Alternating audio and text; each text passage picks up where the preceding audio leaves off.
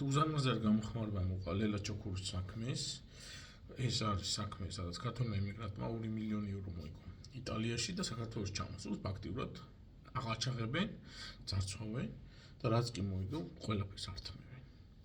მოკლედ ძალიან უხეში ქმედებებს აქვს, მოწინააღმდეგე მხარე, გაცოფებული, აი წყვიდან არიან გადასულები, აღარ იციან რა ქნა და ვინც კი კომენტარებში დაწერენ, ესე ჩოქურის ხარის ვინც არიან და სიმართლის ხარის ვინც არიან, უვარდებიან პირადში. ყალბი ანგარიშებით წერენ და აი ჭკუაზე აღარ არიან რა უნდა ქნან. ადამიანის უფლებათა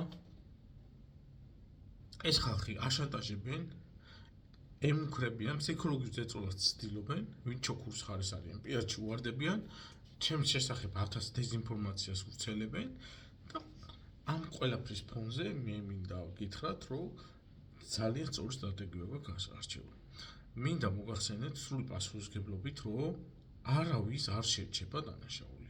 საქმეში მე გამზადებული მაქვს ადამიანის უფლებათა ევროპულ სასამართლოში, რომელიც უახლოეს ხუთშაბათს უკვე თარგმნის ეტაპზე არის და გაიგზავნება ადამიანის უფლებათა ევროპულ სასამართლოში. საქმეში მონაწილე პროკურორი, გამომძიებელი, ზედამხედველები, მოსამართლეები საქალაქო და აპელაციის, საერთოდ ვინ გეკითხებათ ამ მოსამართლეებს იტალიაში რა მოხდა ამ ფაქტებზე, ვინ მოგცათ მაგის კომპეტენცია, რომ თქვენ ადგენთ.